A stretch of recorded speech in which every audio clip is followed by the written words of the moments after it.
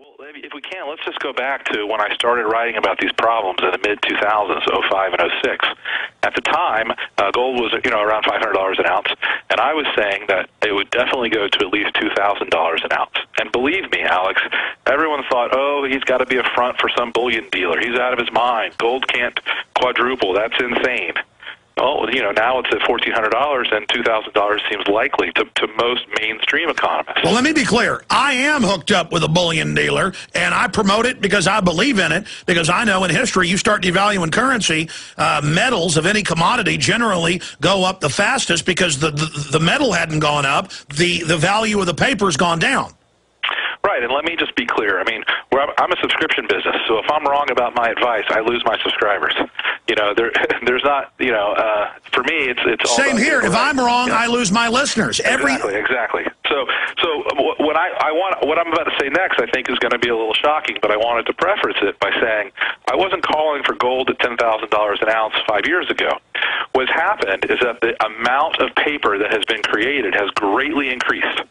So whereas I thought it would take $2,000 gold to balance the market 5 years ago, I now think it will take $10,000 gold. And I don't make that number up out of thin air. If you look at the amount of money that exists now, there's a form of money called money of zero maturity. It's basically every digital receipt that's out there that is a demand payment. So you walk into a bank, you say, I want my money right now, in your savings account, your checking account. That's money of zero maturity. If you look at how much money it would take to back that with gold, not at 100%, but at 10%, at 25%, you start looking at what the price of gold would have to be for that to balance out, and you get to $10,000 an ounce in gold. Unbelievable. Let's break down the technicals on that on the other side. End of America, the number 3.com, endofamerica3.com. Porter Stansberry of Stansberry Research is our guest. Stay with us. Key intel straight ahead. We're starting to get into the key info. Stay with us. As Ron Paul has said, this could go two different ways. The system can use this crisis to really take over society, like what happened in Europe with Hitler and Mussolini, or we can point out who's behind this as well and solutions to it politically. And I'll ask our guest his views on that, but he's mainly about how to individually protect yourself. Before we get back into $10,000 an ounce gold and the technical numbers on that with our amazing expert, Porter Stansberry, tell folks how they do subscribe to your different newsletters. You've got a lot of body of intense work and amazing advice for people. Folks can go watch the free video online at End of America, the number 3.com, End of America, the number 3.com. But after they've watched the video, what are some of the just amazing information that you guys offer? And tell us about your research team. I've been really fortunate, Alex. When I got started, I founded my own company 11 years ago, and I had a lot of good contacts in the industry, and I told everyone, I have a dream. I have a new business model where we're not going to take advertising revenue. We're only going to take subscription revenue. You're never going to have to write something you don't believe in. You're not going to have to tout a stock because you have a banking deal with it. You're going to get rid of all those conflicts of interest. We're just going to run a really straight, simple business. And believe it or not, just making that stand, I was able to attract a tremendous amount of very experienced people with a lot of talent. And so, people who really care about doing financial research have come to our business. One of our analysts, for example, had a very large brokerage firm that he started himself, and he ran it for 20 years and made a lot of money, and wanted to get out of the business of holding clients' hands, but still wanted to be active in the marketplace, still wanted to have his opinions out there. So I have a lot of people that come to me with a lot of experience and a lot of expertise that are just looking for a very honest publisher who isn't going to make them write things that they don't believe. And so we've got a big team of people.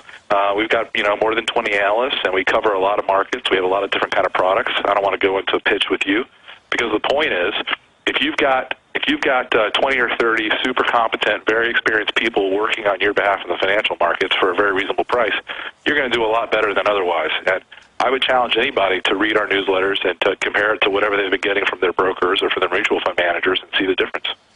Well, I know that so many publications I trust just say that your information is spot on, and we're just honored to have you here on the radio with us. Porter Stansberry is our guest. This segment's almost over, long segment coming up, but Porter, you got interrupted by the break. Get into the mathematics, the economic facts that make you now not look at $2,000 an ounce gold like you predicted 5-6 years ago, but now $10,000 an ounce gold. Well, it's just, unfortunately, it's just a simple mathematics. You can know that when money was sound and banking was more sound in the past, it was normal for countries to back their currencies with precious metals. Let's say a 10% backing of the currency in gold. Of course, there are economists, and I would be among them, who say you should run 100% gold standard currency. That's the only legitimate way to do it. But regardless of all that, I'm not talking about, the philosophy of it. I mean, how it was actually practiced. 10% reserve gold-backed currency. If you look at the amount of money that's been created over the last 5 years, to accomplish a 10% gold-backed currency, the price of gold would have to be around $10,000 an ounce, measuring money of zero maturity, which is demand deposits, basically, any kind of digital receipt you can get overnight. You need enough gold to back it 10%. With gold would have to be $10,000 an ounce. That assumes, that the amount of gold in circulation isn't going to change dramatically overnight, and we know that it can't. It's very difficult to increase the supply of gold. It only increases about 1% a year, even with all the mining that's going on. So you can just do the math, and you can figure out what the price of gold would have to be to back the currency at that level. Well, I remember reading some of your material 4 or 5 years ago talking about 2000, and I could see the basic fundamental mathematics, as you say, and then seeing many other analysts who were being truthful say the same thing, and we got called lunatics. But, this is not rocket science. As you keep saying, that's what's so frustrating. It's that the mainstream media has a stake in lying to people, but now the population is beginning to not buy their propaganda. It's like 60 Minutes admits the national unemployment's above 20%. Even 60 Minutes admits it, but the government and the president says it's 9.8, Porter. Yeah, I know. I've really enjoyed watching General Electric because General Electric owns CNBC. They're a massive media company, and people that I know like to call them the for-profit wing of the Obama administration. And if you look at GE's balance sheet, it's a nightmare. The company currently owes more than $650 billion. Porter, stay there. I don't want to interrupt you again with the break. Long segment coming up. Let's run through this and then talk about what you believe this dollar devaluation will look like, this accelerated dollar devaluation, and why it's one of the biggest things in modern history to take place, and when you think it's going to happen in the upcoming year. We'll be right back. Stay with us. These powerful mega central banks create the thousands of trillions of dollars of derivatives crud. They get the populations dependent. They get incredible power on the way up. On the way down, they hold you hostage and demand bailouts. I want to talk about how we individually protect ourselves in Porter Stansberry's very highly researched and educated view. But also, again, to make precise, daily predictions are impossible. But generally, why he stuck his neck out to say 2011 is the year for the dollar implosion as the world reserve currency. So I want you to get into that next, Porter. And again, the website's endofamerica3.com. Barron's has called his previous predictions a dire prophecy because they came true. He predicted years before it happened that GM would go bankrupt, Fannie Mae, Freddie Mac, and America's biggest mall owner, General Growth Properties, and others. And now he's making a much more larger prediction of just, and since he's been making this prediction, you see it accelerating towards it. But finishing up with your General Electric analysis. Well, General Electric is a great example of the problems in the country. For the last 10 years, I was talking a lot about General Motors, which I thought exemplified these problems because General Motors was a very big player in the mortgage market, especially the prime mortgage market. When it comes to GE, I think they're a great example of the overall problems of the economy, which is essentially this business model is vastly over-leveraged. So if you look at their balance sheet, they owe more than $600 billion. They're spending about $20 billion a year right now on interest. That's eating up, a vast majority of their cash flow. And if interest rates go up, they will not be able to afford the interest on those debts. frankly, General Electric should have gone bankrupt back in 2008. The only reason why they didn't was because the government guaranteed all of their debts. That guarantee is going to expire in 2011. It's going to be very interesting to see whether or not General Electric can afford the increasing cost of maintaining that amount of debt. The same general problem is happening across the economy, and the same general problem is bound to happen sooner or later to the U.S. government itself. You remember Geithner said that America would never, never, ever lose this AAA rating. I bet within 12 months that is no longer the case. Well, the Chinese, British firms, European firms have been delisting the AAA rating in the last 3 months. Yeah, it was listening to Geithner say that was the equivalent of listening to, you know, the Brazilian finance minister 20 years ago saying that the real would not be devalued. As soon as you heard him say it, you knew it was exactly what was going to happen the next day. And I know currency traders have made a lot of money just listening for Treasury Secretary to say such foolish things. The problem now is that it's our Treasury Secretary, it's our currency, and not only is it our currency, it's the world's currency. So this is going to be a much larger problem than just a simple devaluation of an emerging market. Well, remember Geithner earlier this year told the Chinese economic students that we're not going to devalue the dollar. They knew that the United States was devaluing it globally at the time, so they laughed at him. Yeah, exactly.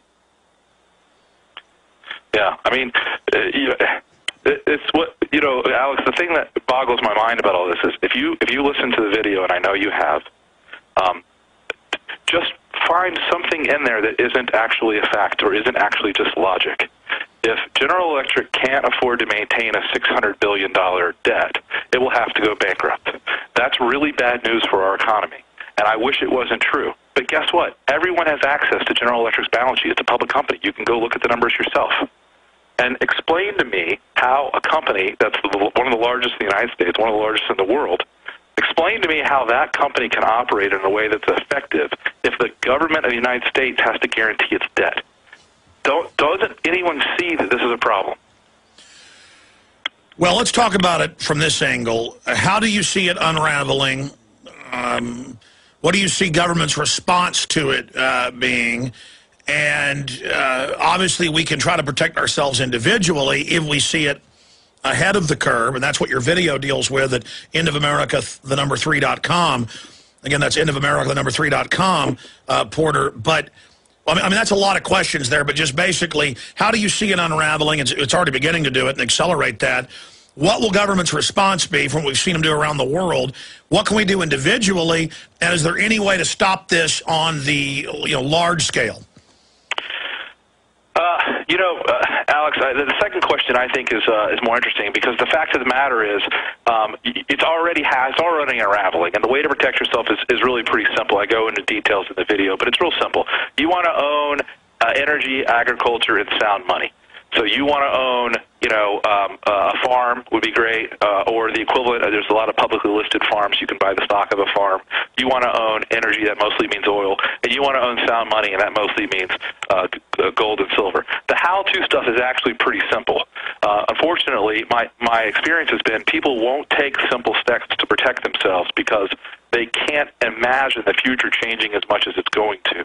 I mean, you have to imagine, you have no idea how many times I got ridiculed, heckled at investment conferences when I warned that, Fannie and Freddie's balance sheet was unsustainable. And the numbers were clear to everybody, but no one could imagine a world where Fannie and Freddie became, bankrupt. And that's exactly what happened. The second question is there a way to stop it? And the answer is, of course there is. But the alternatives to stopping it are very painful. So we have two choices. We can either admit the problem and we can force our creditors to take a haircut, and that means essentially a form of bankruptcy and restructuring that would be very painful to our economy. There's no doubt about it. Or we can risk a hyperinflation by printing more money and allowing deadbeat borrowers to escape with a devalued currency. And the number two choice, the devaluation, is the political choice because the politicians will blame higher prices on entrepreneurs and businessmen. They won't accept the blame. And they will loot within the hyperinflation because they get the money first. We need to go with the haircut and write off most of these debts that the banks credit as derivatives. Do you agree with that statement? It's real simple. If you go with the restructuring, the people who made the bad loans, they pay the price. Yes. Okay, if you don't, it's going to be the people who have been have had integrity and have lived with discipline. That's right. I bet on gold and silver. I bet on a farm. I've got a family farm. I bet on that 12 years ago. I've been right. I shouldn't have to pay all these international bankers by destroying my currency and my future.